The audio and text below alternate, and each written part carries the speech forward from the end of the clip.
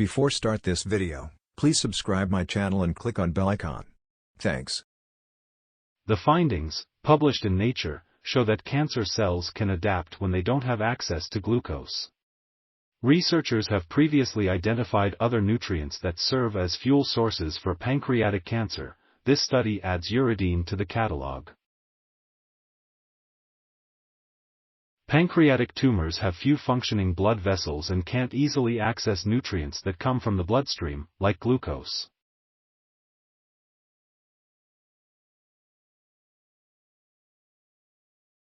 Costas Lyssiotis, Ph.D., Maisel research professor of oncology and lead investigator of the study, explained that without the right nutrients, the cancer cells get hungry.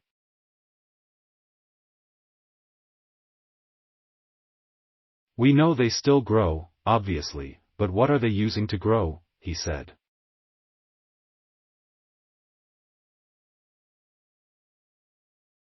These findings show that, under certain circumstances, uridine is one of those fuels.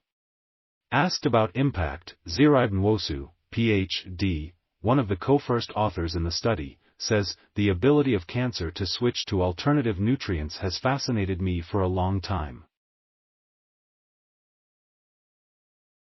Blocking such compensatory switches could lead us to new treatments, and that's the door we hope this study will open."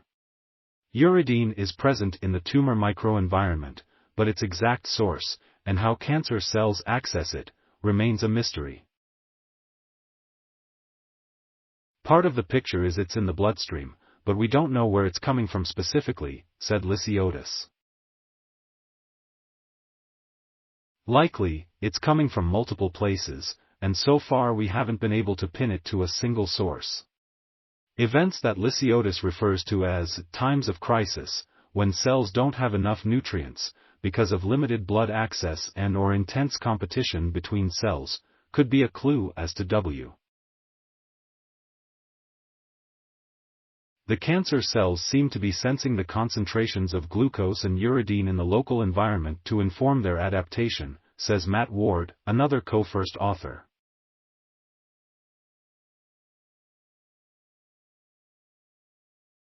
Lyssiotis' team recognized this unknown regulatory process, as well as a cancer-promoting mutation in the KRAS gene, which is common in pancreatic cancer, as two ways that cancer cells control their usage of uridine. Lyssiotis and his team have been working on this research for nearly a decade alongside their collaborators in the Sadanandam lab at the Institute for Cancer Research in London. They used a technology that screens hundreds of different nutrients to see which ones support pancreatic cancer growth. Typically, researchers look at standard nutrients like sugar, protein and fat, but Lyssiotis' team took an unbiased approach. We used a large panel with over 20 pancreatic cell lines and around 200 different nutrients to assess different ways pancreatic cancer cells grow, he explained.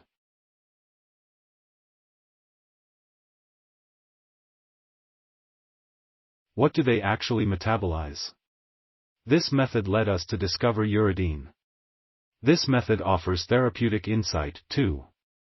The findings showed that uridine is metabolized by the enzyme uridine phosphorylase 1, or UPP1.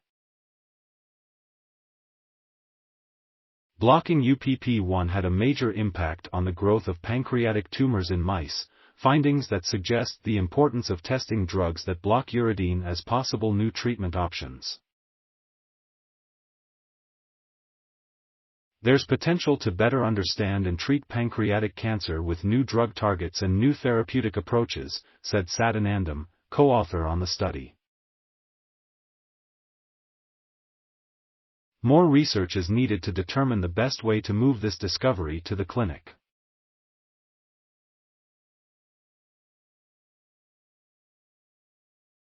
Thanks for watching. Please subscribe my channel for more videos.